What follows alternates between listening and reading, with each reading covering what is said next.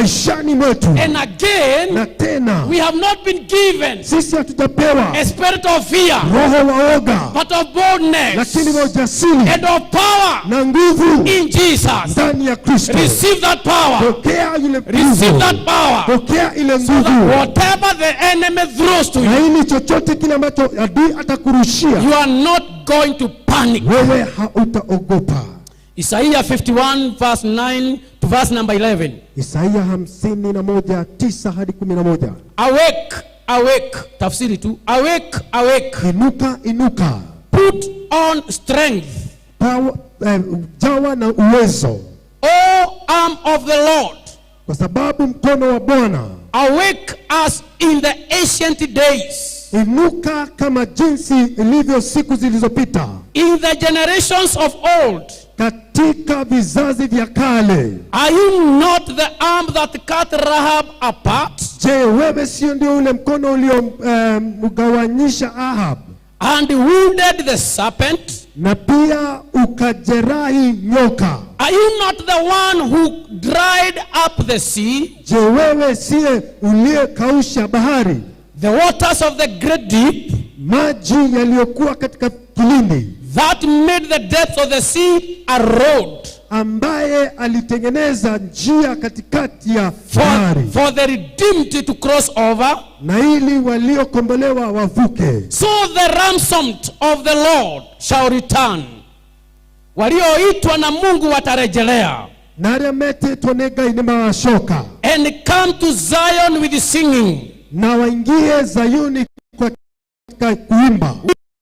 With everlasting joy their heads. Wakiwa na furaha ya milele vichwa vyao.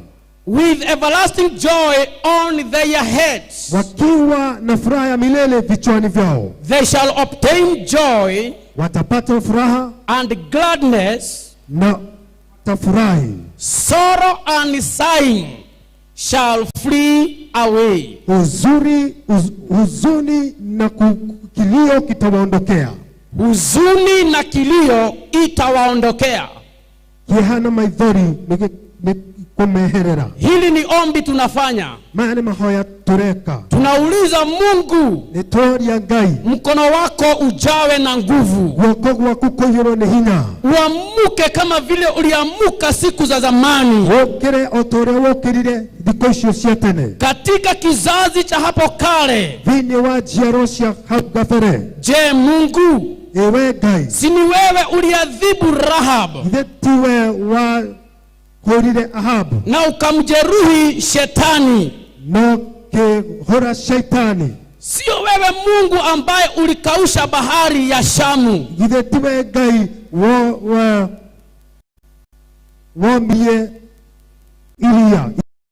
Si ni wewe Mungu ulikausha bahari ya Shamu? Yale maji mengi kufanyika njia, ili watu wako ambao ulikomboa wakapate njia ya kuvuka. Kwa hivyo Mungu, wacha hao watu uliokomboa warudi katika Zion, wakiwa na nyimbo, wakiwa na furaha, vichwa vyao vikiwa vimeinuliwa,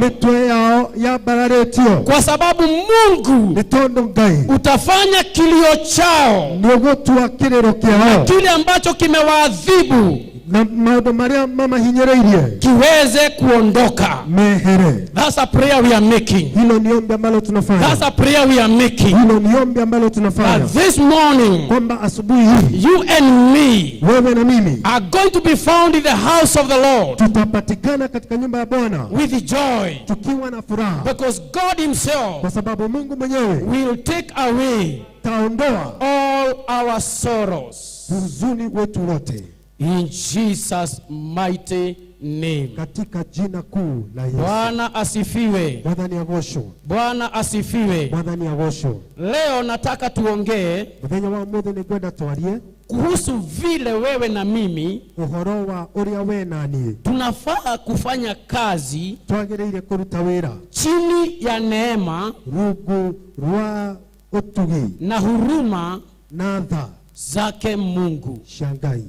The way you and I jinsi wewe na mimi can operate tunaweza kufanya kazi under God's grace chini ya neema ya Mungu and his mercies. na fadhili zake. In the book of Hebrews chapter 4 verse number 14, katika kitabu cha Waebrania 4 mstari wa 13, seeing then that we have a great high priest who has passed through the heavens, Jesus the Son of God, let us hold fast our confession.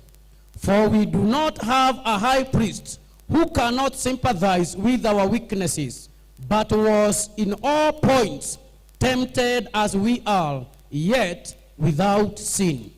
Let us therefore come boldly to the throne of grace, that we may obtain mercy and find grace to help in time of need.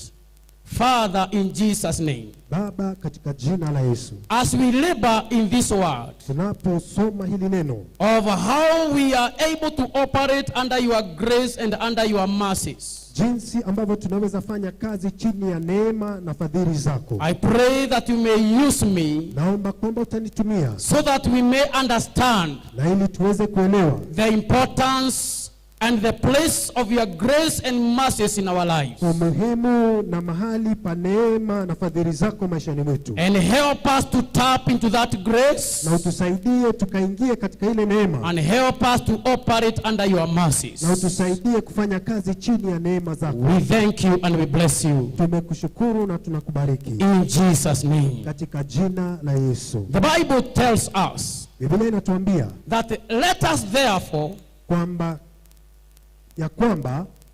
come boldly to the throne of grace, tukuje kwa ujasiri kwa kiti cha enzi, that we may obtain mercy and find grace, na ili tukapate fadhili na tupate neema, to help in time of need. ikatusaidie katika wakati wa mahitaji. Here the Bible is calling each one of us Hapa Biblia inatuita kila mmoja wetu that we should go to the throne of grace. na ili tuende katika kiti cha enzi cha neema, And this throne is the throne of our God. na hii ni enzi ya Mungu wetu. And the Bible comes and says, Na Biblia inakuja na kusema once we get there, tunapoingia mule we obtain mercy. tutapata rehema. So you realize that mercies of God are obtained. Kwa hivyo unaelewa kwamba rehema za Mungu zinapatikana.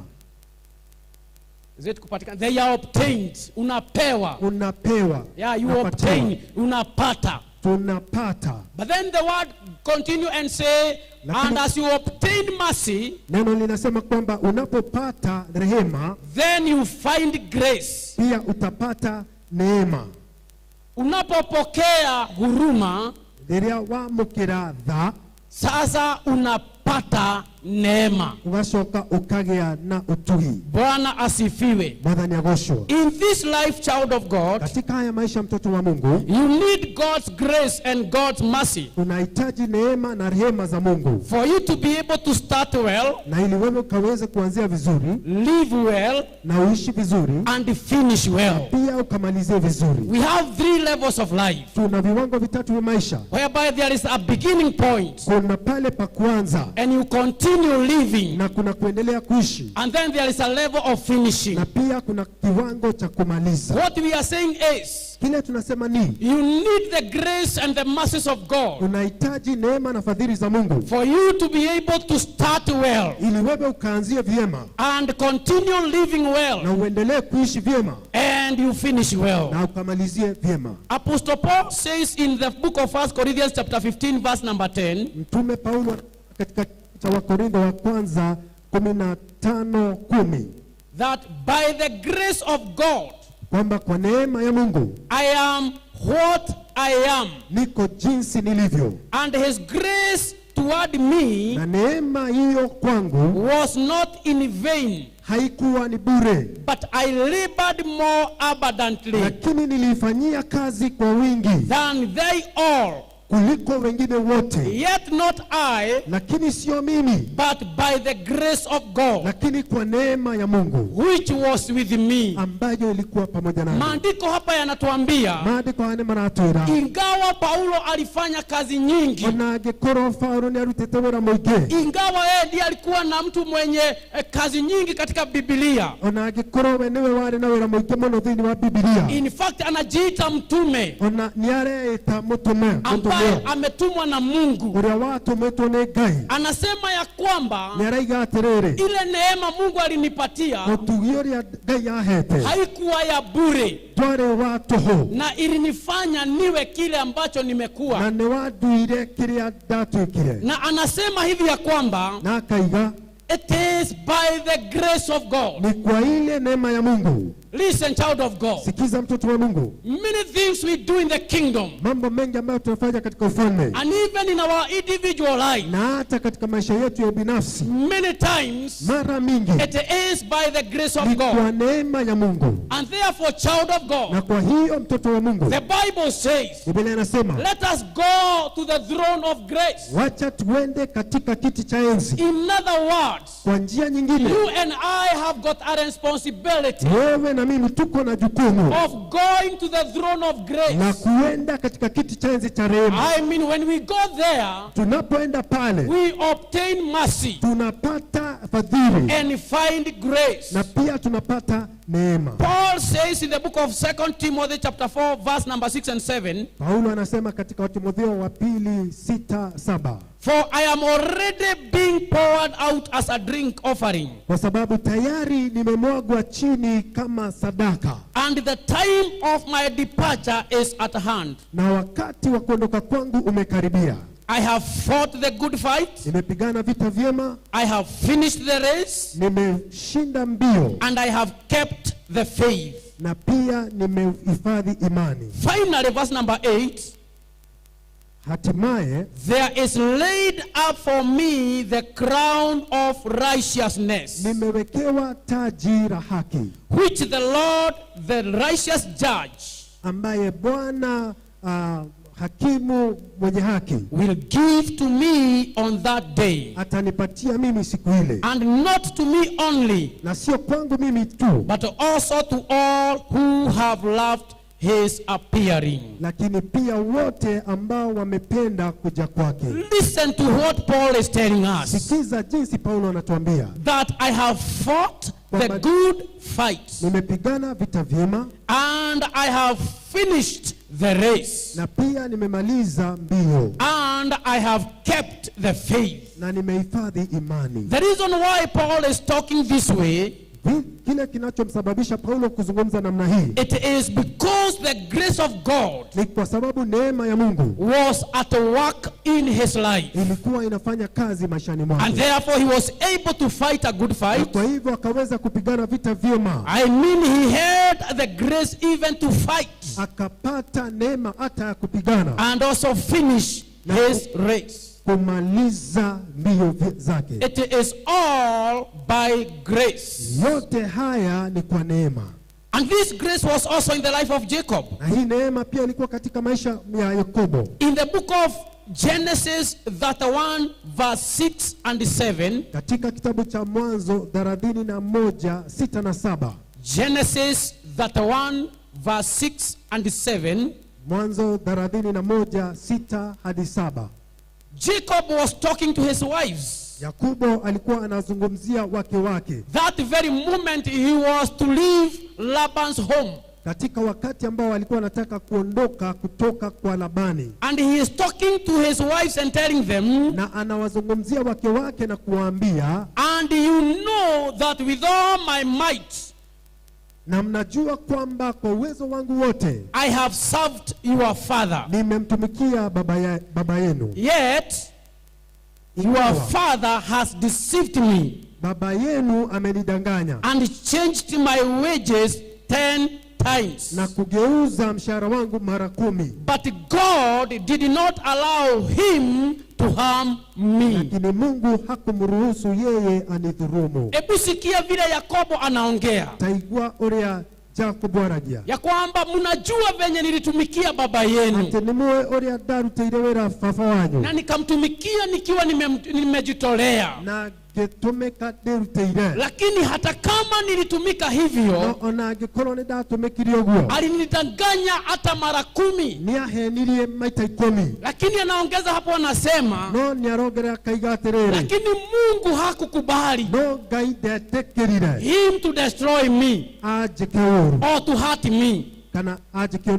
Laban had all the power. Labani alikuwa na nguvu zote. He had all the ability. Alikuwa na uwezo to harm and destroy Jacob. Wa kumdhulumu na kumwangamiza Yakobo. By the way, Laban was a mighty man. Labani alikuwa ni mtu mkuu. Remember, Jacob had ran to that family. Kumbuka, Yakobo alikuwa amekimbilia ile familia. But then Jacob comes and says, lakini Yakobo hapa anakuja na kusema, Labani had all the time to harm me. Kuwa na uwezo wote wa kunidhulumu. But lakini God did not allow him. Mungu hakumruhusu. It is not that Jacob could not be hurt. Sio kwamba Yakobo hangedhulumiwa. It is only that the grace of God ni kwamba neema ya Mungu was abiding in the life of Jacob. Ilikuwa imekaa katika maisha ya Yakobo. Na kwa hivyo mpendwa, ni vizuri ukatumike chini ya neema ya Mungu, ili hii neema ikutetee na hii neema iongee kwa ajili yako. Yani wewe uondoke, uachilie neema ya Mungu ifanye kazi. Na kama vile Yakobo anasema, nilidanganywa hata mara 10. Lakini God did not allow Laban to hurt me. Listen, child of God. Neema ambayo Mungu amewaachilia itazuilia uovu wote. Uovu wote kwa ajili yako, kwa ajili ya kanisa.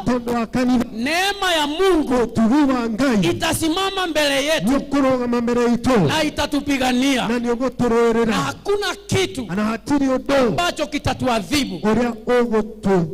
Maana the grace, I mean the grace of God, when it is on you, nothing can hurt you. Praise the name of the Lord. But then remember this, you have to go, you have to take a step and go to God, so that number one, you obtain mercy. And in a minute I am going to show you what mercy is all about. But then when you obtain mercies of God, it is when you find grace. Please, grace does not come kabla hauja